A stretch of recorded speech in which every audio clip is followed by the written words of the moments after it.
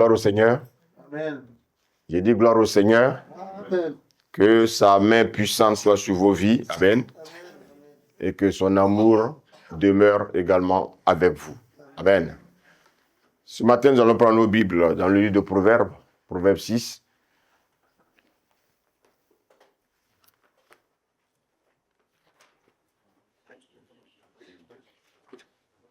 Océane, toi, tu vas lire. Quand elle va projeter, toi, tu lis directement. D'accord? Voilà, ça nous fait gagner du temps. Amen. Proverbe 6. Lisons le verset 16, s'il vous plaît. Proverbe 6, verset 16. Amen. Amen. Suivons, s'il vous plaît. Prends le micro, s'il te plaît. Il y a six choses que haït l'Éternel. On dit, il y a six choses que Dieu est. Continue. Et même sept Il dit, il a même ajouté un. Il dit, il y a même sept choses que Dieu est. Continue. qu'il y a en horreur. Qu'il a en horreur. Vas-y. Les yeux hautains, la langue menteuse, Les yeux hautains et la langue menteuse. les mains qui répandent le sang, Les mains qui répandent le sang. Oui. le cœur qui médite des projets indiques. Continue, oui. Les pieds qui se hâtent de courir au mal, Les pieds qui se hâtent de courir au mal. le cœur qui médite des projets, non. Le faux témoin qui dit des mensonges, Les faux témoins qui disent des mensonges. et celui qui excite des querelles entre frères, Beaucoup, bien-aimés, excitent des colères entre les frères, des querelles. Il y a des gens dans eux, quand ils viennent à l'église, ce qu'ils savent faire, c'est de susciter des querelles entre frères. La médisance. Ces hommes-là, ces personnes-là, quelle que soit leur maturité spirituelle, on peut avoir un doute sur leur communion avec le Seigneur. On peut même avoir un doute pour savoir s'ils sont véritablement des enfants de Dieu. Vous savez, on peut tous aller à l'école, lire la Bible, et surtout, enregistrer les versets dans notre pensée. Réciter même les versets. Mais est-ce que nous sommes véritablement nés de nouveau? That is the question. Alléluia. Tu peux lire la suite, là, s'il te plaît? mon fils, Mon fils, garde les préceptes de ton père garde les préceptes de ton père et ne rejette pas l'enseignement de ta mère. et ne rejette pas l'enseignement de ta mère. Est-ce que quelqu'un me suit ce matin? Amen. Est-ce qu'il y a des gens qui me suivent ce matin? Amen. Bien-aimé. Bien-aimé. Amen. Amen. Bien-aimé. Amen.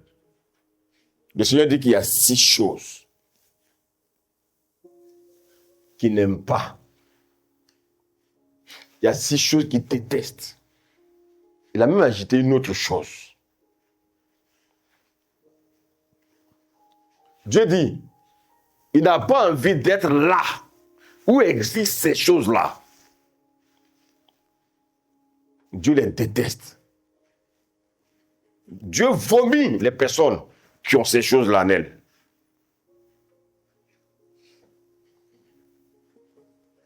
Alléluia. Amen. Ah, Seigneur, aide-nous ce matin. Dieu dit qu'il a en horreur quand il voit cette chose-là.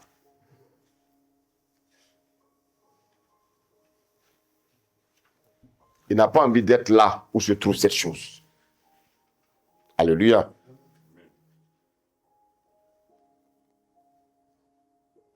La Bible dit les yeux hautains,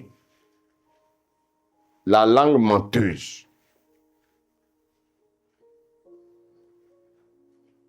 La langue menteuse. Les mains qui répandent le sang innocent.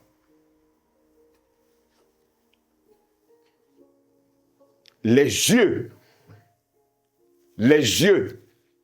hautains. C'est quoi les yeux hautains? C'est les yeux qui sont remplis d'orgueil.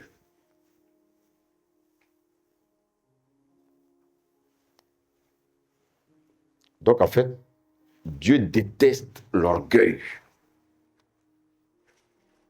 Il déteste la langue menteuse. C'est-à-dire ceux qui sont dans le mensonge. Les mains qui répandent le sang innocent. Les cœurs qui méditent les projets iniques. Les pieds qui se hâtent de courir au mal. Le faux témoin qui dit des choses, qui dit des mensonges. Et celui qui excite des querelles entre frères. Malheureusement, c'est ceux-là qui viennent vider souvent les assemblées. Parce qu'ils créent des querelles. Dieu m'a dit ça. Dieu m'a montré telle chose. Eux, Dieu ne leur montre jamais leur vie de médiocrité. Mais Dieu montre toujours la vie des autres. Faites attention à ces personnes-là. Alléluia. Amen. Alléluia. Amen. Aujourd'hui, je vais me limiter à la première chose. Les yeux hautains. L'orgueil.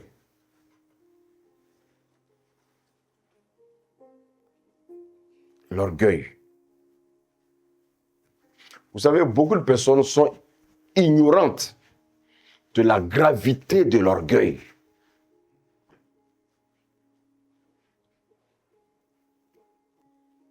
Dieu a en horreur l'orgueil. Dieu ne supporte pas l'orgueil.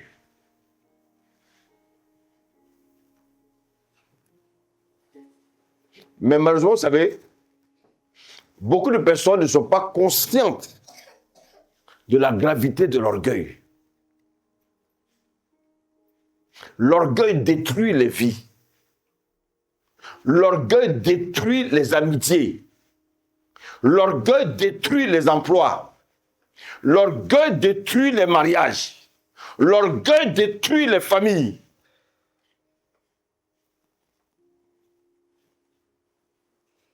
Vous savez, la Bible dit quoi? La Bible dit que nous sommes sanctifiés par la parole et par la prière. Mais il y a une chose que nous devons se connaître, nous en tant que chrétiens. En fait, la sanctification n'est pas destinée aux païens. La sanctification est destinée à nous, enfants de Dieu. Nous qui nous disons disciples de Christ. Alléluia. Alléluia. Amen. Les païens, ils n'ont pas encore atteint même l'étape même de la conversion. Les païens, Dieu les voit comme ça de loin. Mais Dieu fait plus attention à ta vie parce que tu es devenu son enfant. Et c'est pour ça que Dieu, il ne veut plus que tu fasses certaines choses que tu faisais avant. Parce que maintenant, tu as décidé de changer de nature. Tu as décidé de changer de vie. Donc Dieu, il a un œil sur tout ce que tu fais. Sinon, écoutez-moi bien, on était libre aussi de faire ce qu'on veut. Mais pourquoi on ne peut plus faire ce qu'on veut? Parce que Dieu a l'œil sur nous. Il y a des choses que Dieu a proscrites dans notre vie. Il y a des choses que nous ne devons plus faire. Alléluia. Que personne ne te trompe. Mais je voulais vous rassurer. Chacun ici, ceux qui m'écoutent, nous avons chacun une dose d'orgueil. Et le premier orgueil de la terre, vous savez qui c'est? C'est moi.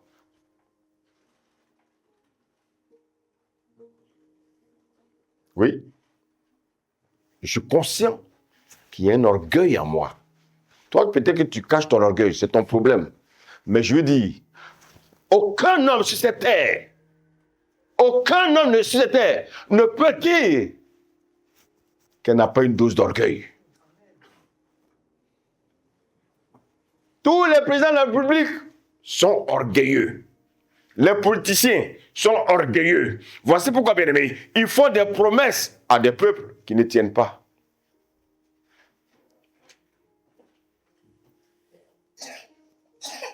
Alléluia. L'orgueil nous éloigne de Dieu. Et l'orgueil aussi éloigne Dieu de nous.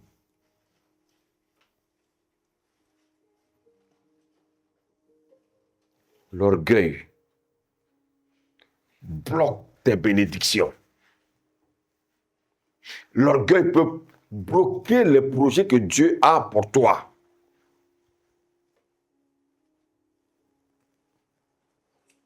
Dieu ne veut pas sentir l'orgueil en un homme.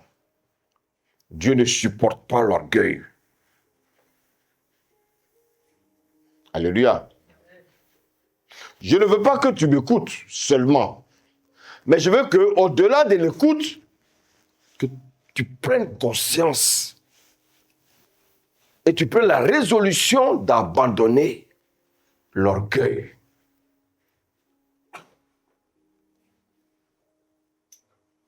Alléluia. Regardez Proverbe 16, verset 18. Proverbe 16, verset 18.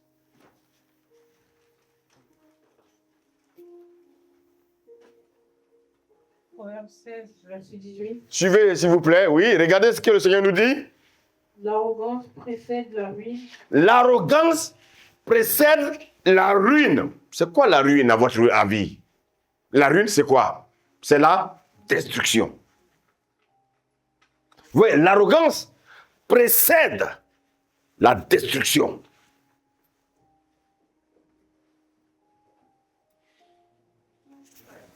Est-ce qu'on m'écoute ce matin? Amen. Allô? Amen.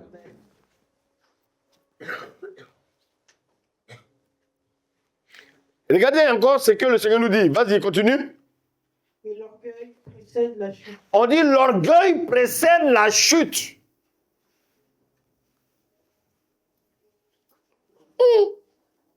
Vous savez, quand vous méditez la parole, soyez sensible aux mots. Ce n'est pas un roman, non.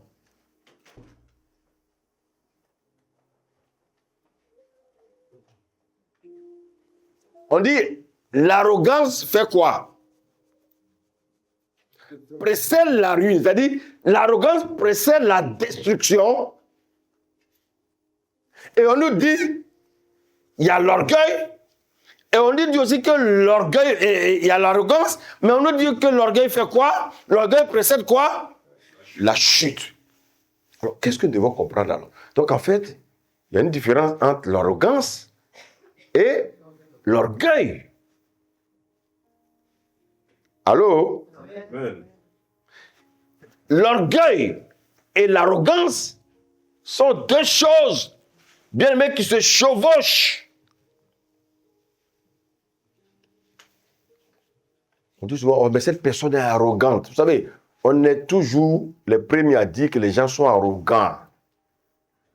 On est toujours pressé de dire que les gens sont orgueilleux. Mais on oublie qu'en nous, souvent c'est même plus grave. Est-ce que vous savez qu'il y a des chrétiens qui ont chuté? Il y a des pasteurs qui ont chuté. Mais ils croient être toujours, alléluia, ils croient toujours être dans les bonnes dispositions du Seigneur. Ils sont ignorants qu'ils ont chuté. Mais vous savez pourquoi ils sont ignorants? Parce que l'orgueil leur maintient dans leur manière de penser. Ils pensent qu'ils sont dans les bonnes grâces de Dieu. Même quand ils enseignent, on sent l'orgueil. Tu as vu ma paire de chaussures? Tu as vu Oh, je vais de m'acheter une dernière Mercedes là. Oh, est-ce que tu sais qui je suis? Oh, moi, Dieu est venu dans ma chambre. Dieu m'a touché comme ça. Moi, j'ai parlé comme ça avec Dieu. Ça, c'est de l'orgueil.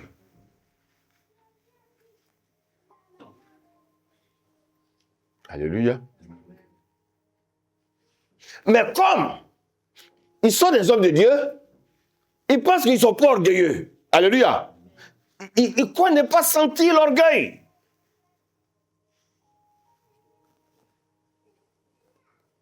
Il y a une chose que Dieu déteste. C'est l'orgueil.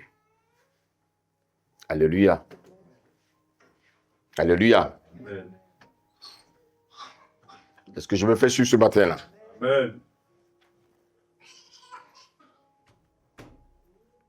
Il y a une chose que Dieu déteste. C'est l'orgueil. Parce que l'orgueil tue l'âme de l'homme.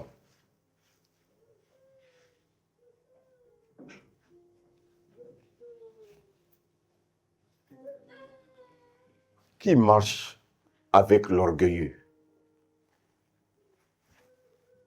Qui marche avec l'orgueilleux? C'est le diable. Alléluia. Est-ce que quelqu'un ici peut me dire quelle est la différence entre l'arrogance et l'orgueil?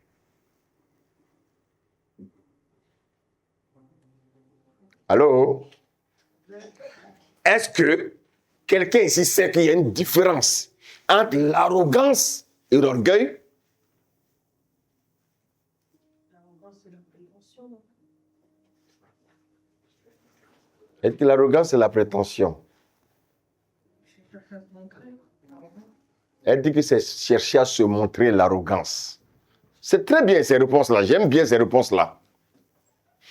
Regardez, elle a dit que l'arrogance, c'est chercher à se montrer. Et l'orgueil alors? La même chose. Non, c'est moins, on met moins en avant, c'est plutôt de la fierté dans le monde. Allô? Écoutez, l'arrogance, elle a dit, c'est quand on veut se montrer. Mais l'orgueil alors?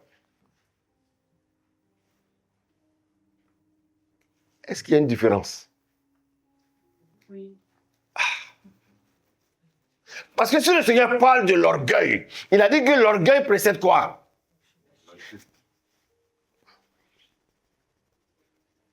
L'orgueil précède la chute. Alléluia. Et il a dit que l'arrogance fait quoi? Précède la ruine. Alléluia. Donc il y a un qui précède la ruine et puis il y a un qui précède la chute. Est-ce que vous aimez la parole? Amen. C'est ça que les chrétiens doivent écouter, pas des blabla. Oh, est-ce que vous aimez la parole? Amen. Est-ce que vous aimez la parole? Amen. Regardez, elle dit que l'arrogance, c'est lorsque quelqu'un veut se montrer.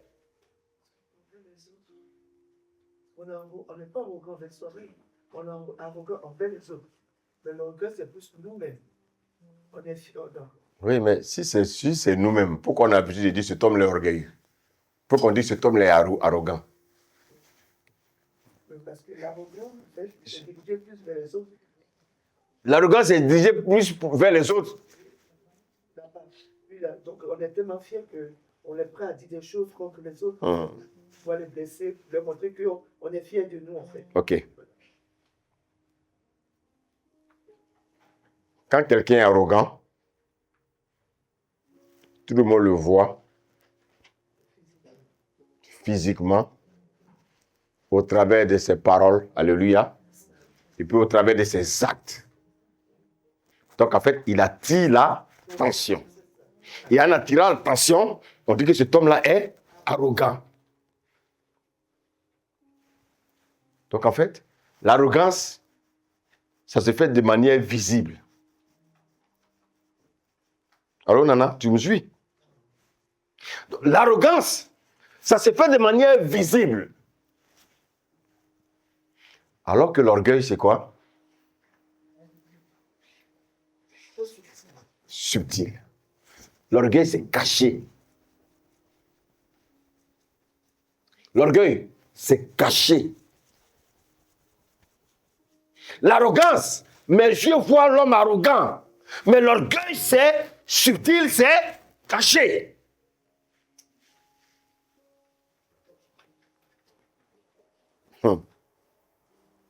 C'est-à-dire, l'orgueil est caché à l'intérieur. Parfois, les gens ne le savent même pas.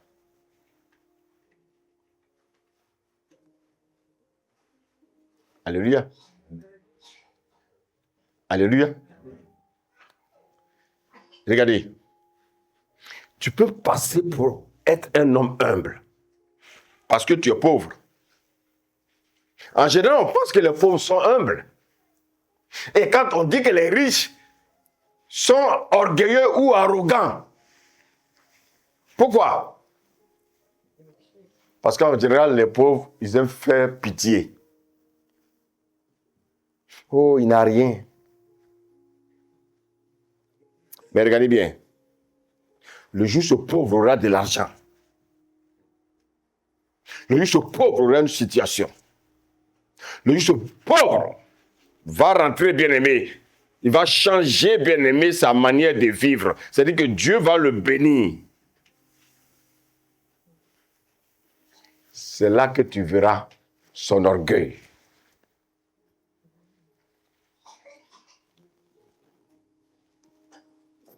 Alléluia. Amen. Aujourd'hui, tu es un simple agent dans ton travail. Un agent d'entretien. Oh, quelqu'un me suit? Amen. Le jour où tu auras un poste de responsabilité, c'est ce jour-là qu'on verra si tu es orgueilleux ou non. C'est ce jour-là que ton orgueil apparaîtra. Alléluia. Amen. C'est ce jour-là. Le serpent qui est en toi, là, le serpent qui est en toi, qu'on appelle l'orgueil, là, c'est ce jour-là qui va s'afficher. Tu vas te métamorphoser, tu vas te changer aux yeux des hommes. On va dire, ah, qui ça? Patrice? Qui ça? L'agent technique. Ah bon, il est devenu directeur. Ah, il est devenu le chef. Mais c'est à partir de là, vous allez savoir si Patrice est un orgueilleux ou non.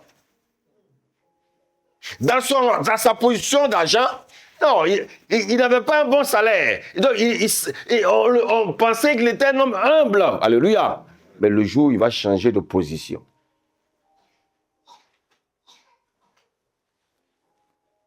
et tu verras qu'en fait,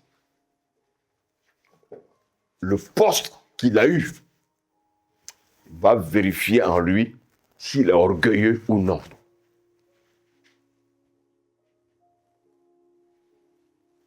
Oh, quelqu'un me suit? Je sais que souvent j'entends dans la bouille de certains travailleurs. Mais il a changé, hein? Mais il n'était pas comme ça. Il a changé. Non!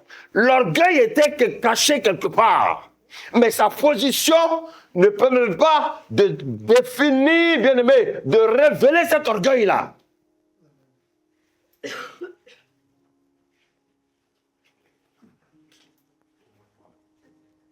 Alléluia. Alléluia. En fait, on va peut-être penser que c'est le poste qui l'a rendu orgueilleux. Non, ce n'est pas le poste. L'orgueil était là. Le poste n'a fait que révéler son état d'orgueilleux. Oh, quelqu'un me suit? Amen. On vous dit que l'orgueil est caché.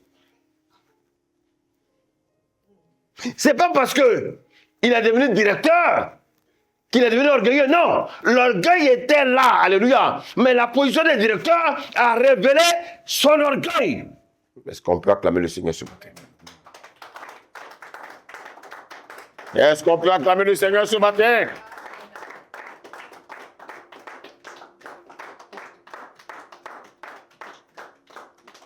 Quand on est humble, notre nouvelle position, notre nouveau poste Notre richesse ne peut pas nous empêcher, bien-aimés, de garder l'humilité. Ne vous trompez pas.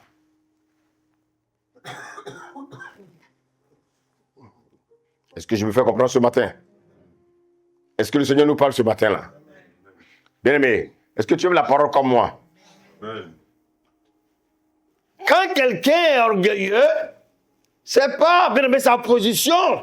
En fait, c'est pas la position qui fait que tu vois l'orgueil. Il y a longtemps qu'il est orgueilleux. Dis Amen. Hein? Amen. Il y a longtemps qu'il est orgueilleux. Mais la position n'a fait que révéler son état. Alléluia. Alléluia. Amen. C'est sa position n'a fait que révéler le serpent. Le serpent qu'on appelle l'orgueil qui est caché en lui. Si tu es une personne ingrate,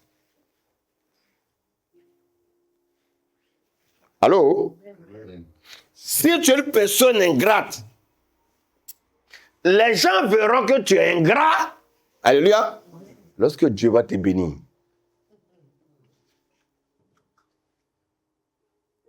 Ah, on a vu des gens, hein? Ils n'étaient rien du tout. Quand Dieu les a bénis, ils ont trouvé que, ah non, ce pasteur-là, bon, il n'est pas un pasteur, il n'est pas un pasteur de renom.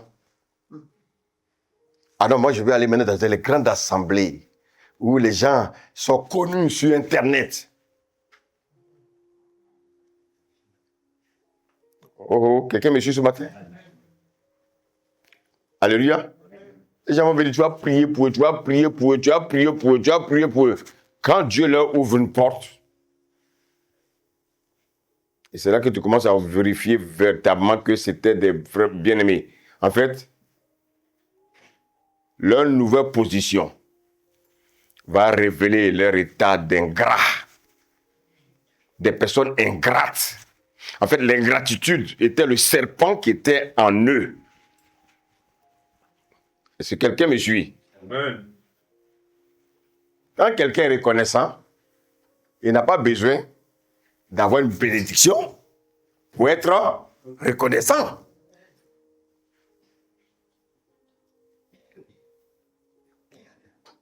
Est-ce qu'on me suit ce matin? Non, frère. La personne qui venait là, elle était déjà ingrate. Mais la nouvelle situation n'a fait que révéler son ingratitude. C'est quand quelqu'un est cupide. Quelqu'un qui est cupide.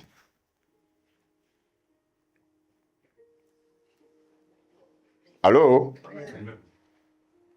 C'est pas parce qu'il va devenir riche que tu vas déceler sa cupidité. Non. Cette personne est d'abord cupide.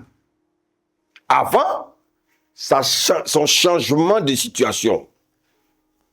Est-ce que quelqu'un me suit ce matin? Donc en fait, la bénédiction, la richesse, la position expose réellement. Quelqu'un me suit? En toi, le serpent, la méchanceté, la cupidité, l'orgueil qui était caché en toi pendant ta pauvreté.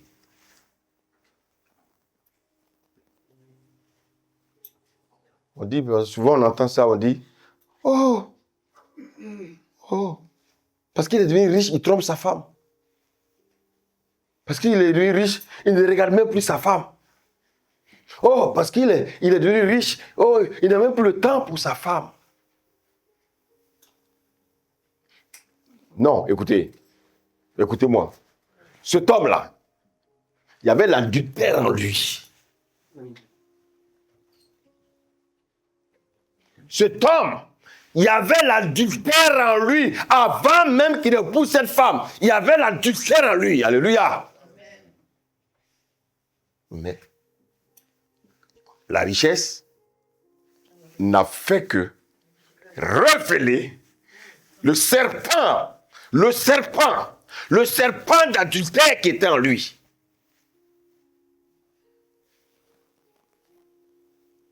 Ah, depuis qu'il est devenu riche. Ah, non, frère. Avant même qu'il devienne riche, il était ainsi. Alléluia. Amen. Il était là. Mais l'adultère là était dans son cœur. C'était dans son cœur. C'était dans son cœur. La fornication était cachée en lui. Avant sa richesse, le mensonge était caché en lui. La cupidité était cachée en lui. L'orgueil était caché en lui. Ah Seigneur, si tu me donnes un mari. Ah, nous allons continuer à te servir.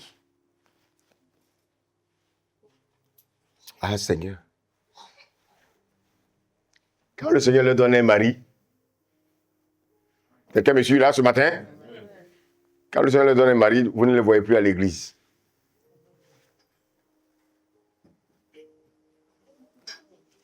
Mais là, qu'est-ce qu'ils font? Ils font des projets pour être riches. Ils vont acheter tous les bâtiments. Ils vont acheter des meubles ici. Ils vont acheter des immeubles. Ils vont chercher à les construire ici.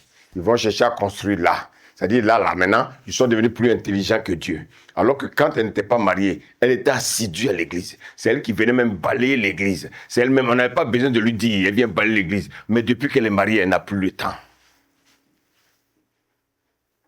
Mais ça, ce caractère-là était caché en elle.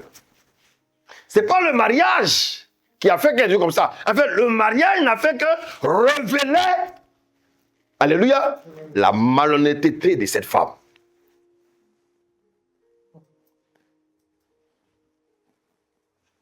Allô? Amen.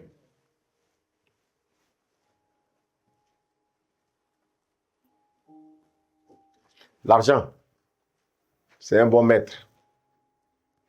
Mais faites attention, c'est un mauvais serviteur. Beaucoup ont eu l'argent, ils ont abandonné l'église. Ils n'ont plus le temps de l'église. Mais ce qu'ils oublient, c'est que celui qui leur donne la santé là, pour se lever les matins pour aller travailler là, il ne veut pas lui rendre grâce. Est-ce que vous savez que moi j'ai connu des personnes qui ont passé leur temps à travailler. Ces personnes sont mortes dans le travail. Là, je te pose la question. Ces personnes qui sont mortes dans le travail là, ils iront où? Ah. Celui même qui te donne, écoutez-moi bien, Dieu dans la semaine, il a donné un jour pour qu'on se rassemble, pour que tu viennes, on vienne le louer. Toi, tu prends ce jour-là, tu aimes trop l'argent. Donc, frère, il faut que toi, tu économises. Il faut que dans ton pays, on sache que tu as réussi. Il faut que dans ta famille, on sache que tu as réussi. Donc, Dieu n'a plus de temps pour toi. Tu as oublié Dieu dans ton programme. Frère, est-ce que ce que je dis est faux? Allô? C'est faux? Vous avez vu? Comment les hommes souvent ont des pensées négatives à travers toute la semaine. Un jour, vous venez dire merci à Dieu. Je ne parle pas de ceux-là qui, souvent dans leur entreprise, sont obligés de travailler un dimanche sur deux. Quelqu'un me suit ce matin? Dieu sait que tu es au travail, que tu ne vas pas, tu ne t'es pas donné un autre travail supplémentaire. Dieu le sait. Pendant un mois, vous ne le voyez plus à l'église. Je connais des gens, quand ils sont absents un jour à l'église, mais ils ont, je ne sais pas si je me fais suivre, mais tu as l'impression que ton cœur bat comme ça, comme si, vraiment, il y a quelque chose qui ne va pas.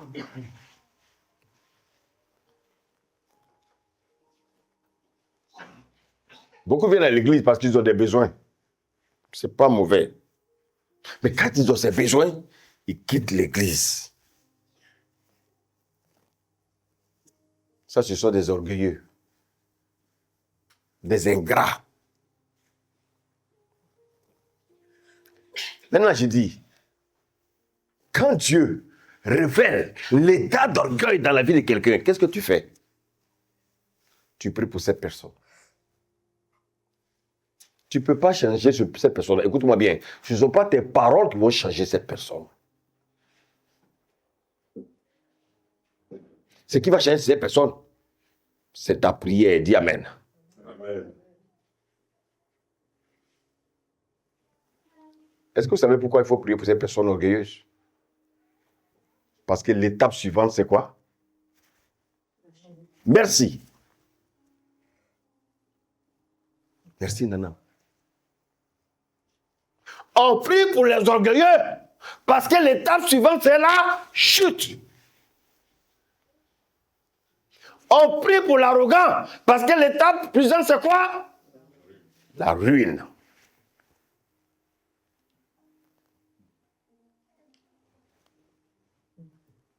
Allô?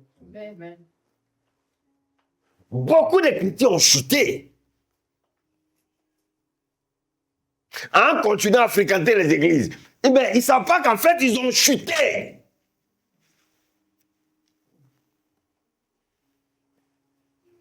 Alléluia.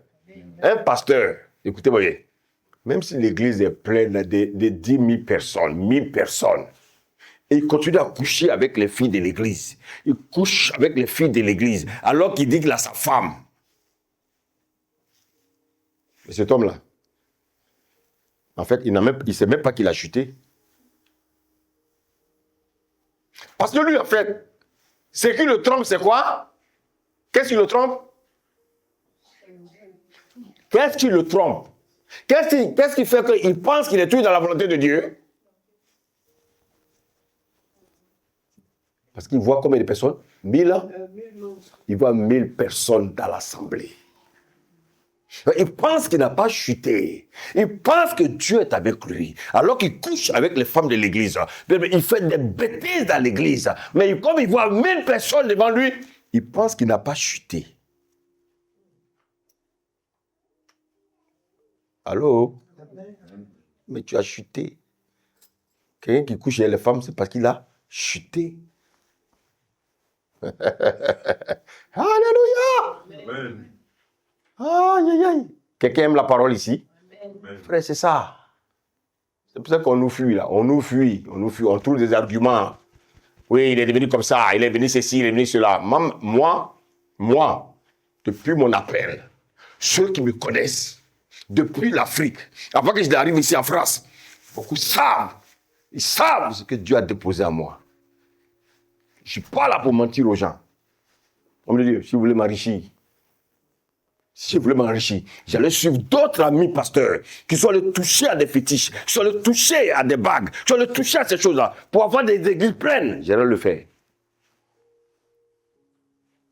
Que Dieu m'a dit,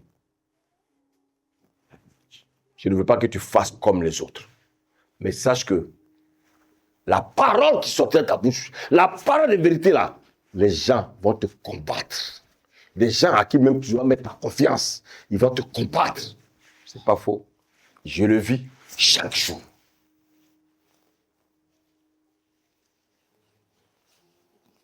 Alléluia. Un pasteur qui couche avec les filles de l'église, un chrétien qui vit constamment dans le péché, écoutez-moi bien ce matin, il est orgueilleux et sa chute n'est pas loin. Il peut même prophétiser. En éternuant, il peut prophétiser.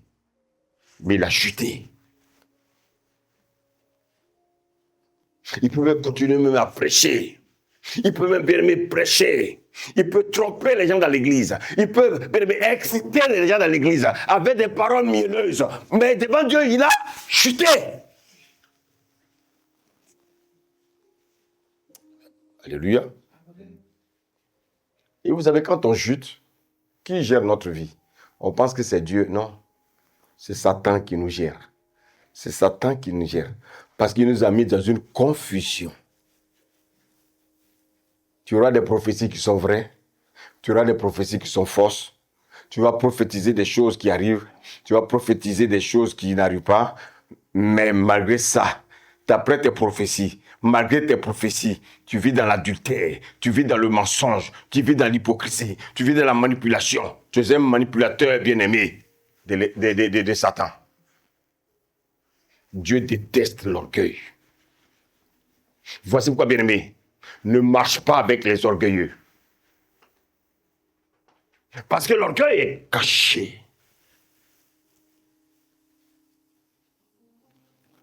Alléluia. Amen. Vous savez, pour que Dieu puisse rentrer en nous, il faut que l'orgueil sorte. Et tu as le pouvoir de pouvoir sortir cet orgueil-là. Parce que, bien aimé, si tu as le pouvoir de manifester l'orgueil, c'est que tu as le pouvoir de pouvoir sortir l'orgueil de ta vie. Allô? Bien aimé. Là, je vous pose la question. Où commence l'orgueil? Dans le cœur, merci ma fille. Écoutez, on dit l'orgueil commence dans le cœur. Alléluia. Amen. Donc en fait, si tu veux marcher avec Dieu, tu dois commencer à faire quoi? Enlever quoi de ton cœur? Et donc si tu enlèves l'orgueil dans ton cœur, ça veut dire que tu marches maintenant par l'humilité. Merci. Regardez ce que Galates 6,7 nous dit. Écoutons. Ma fille, vas-y.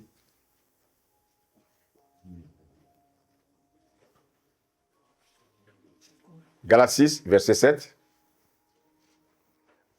Lis ce qui est au tableau. Prends le micro.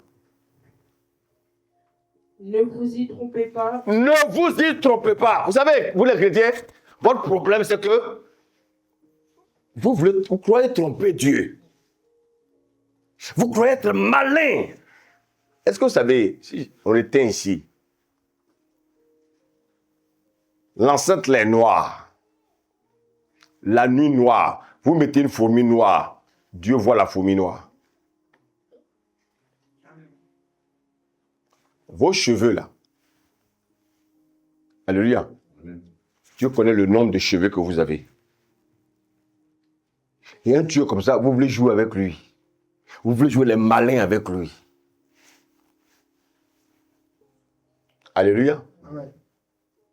Il y en a même pour venir à l'église. C'est comme si, vraiment, on va leur dire pardon. Dans la semaine là, Satan vient faire des programmes avec eux. Et ils veulent obéir au programme de Satan. Alors que frère, ils ne peuvent même pas dire à Satan, écoute, il y a ce jour-là, on ne touche pas. Il faut négocier avec eux pour qu'ils viennent à l'église. Mais ça veut dire que tu n'as rien compris. Moi, quelqu'un peut venir prendre mon dimanche. Je vous l'ai déjà dit ici. Même si on veut me dire que ma mère est morte, elle est déjà partie de toute façon. Mon père est mort, lui aussi il est déjà parti. Un frère est mort ou bien une soeur est morte, un dimanche, son corps va attendre. Non, oh, écoutez-moi. C'est parce que je vais aller là-bas que je vais dire quoi, que j'aime ma maman, j'aime mon frère. Mais je l'aime. Mais je ne peux pas le réveiller. Oh, allez, oh. Donc je viens d'abord manifester la vie avec l'homme de la vie. Ça dit qui? Christ. Je vais rendre un témoignage. Il y a un pasteur. Le matin, il se lève avec sa femme. Il réveille le bébé ne se réveille pas. Ils font tout, le bébé ne se réveille pas. Le bébé est mort. Et sa femme lui dit, mais qu'est-ce qu'on fait? Le pasteur dit, moi, je vais d'abord au culte. Quand je reviens du culte, d'action de grâce, maintenant on va s'en charger. Ils sont partis à l'église. Ils ont loué le Seigneur, lui et sa femme. Loué le Seigneur. Il y a des gens qui veulent venir s'asseoir là. Qu'est-ce que tu as? Mon bébé est mort. Personne n'a su. Ils ont loué le Seigneur comme ils n'ont jamais loué le Seigneur. Quand ils ont fini, maintenant, il a pris sa femme, ils sont rentrés. Quand ils sont rentrés, le bébé est en train de pleurer dans la chambre. On ne peut pas acclamer le Seigneur pour ça? Est-ce qu'on ne peut pas acclamer le Seigneur pour ça? Quand c'est à faire des bénédictions, oui. ne connaissez pas la puissance de Dieu. Moi, je ne panique jamais pour quelqu'un qu'on dit, ah, tel est malade. Je m'assois, je dis, Seigneur, voilà, ta volonté. Je sais que tu es un Dieu qui guérit. Je suis tranquille. Je ne panique pas. L'enfant sautait en criant dans la maison là. Il pleurait parce qu'il ne voyait pas ses parents. Est-ce que vous voulez apprendre à connaître Dieu? Dieu n'est pas dans ce que vous voyez là. Dis à ton voisin, Dieu est bizarre. Dis, Dieu est bizarre. Alléluia. Alléluia. Amen. Vous savez, beaucoup aiment se conforter dans leurs bêtises. Mais ils ne veulent pas demander le secours de Dieu pour changer. Ah non. Ah moi, on m'a dit que oui, bon, mais j'ai fait telle chose. En fait, de toute façon, Dieu comprend. Vous savez, il y a une seule chose que Dieu comprend. Qu'est-ce que Dieu comprend? Sa parole. Nos bêtises, Dieu ne comprend pas. Nos péchés, Dieu ne comprend pas. C'est à cause du péché qu'il a chassé Adam et Ève du jardin. Et toi, tu veux négocier avec lui avec ton péché. Mais c'est que tu ne connais pas Dieu. Dieu va négocier avec ton péché. Tu as un péché dans lequel tu es. Et toi, tu veux négocier avec Dieu. Et puis Dieu va t'acclamer. Il va dire, oui, mon fils, oui, mais va, pêche doucement. Alléluia. Mais, ce que je voulais également vous révéler, c'est que cet orgueil-là, il vient de quelque part. Cet orgueil-là vient de quelque part. Les gens ne sont pas orgueilleux en vain. Hein? Les gens ne sont pas orgueilleux parce que, frère, l'orgueil là vient de quelque part. Ésaïe 14. Ésaïe 14. Verset 12 à 15. Écoutons ce que le Seigneur nous dit.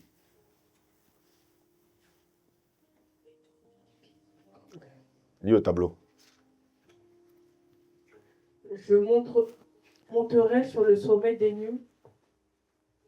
Je serai... Dis le verset 12. Commence par le verset 12. Te voilà tombé du ciel.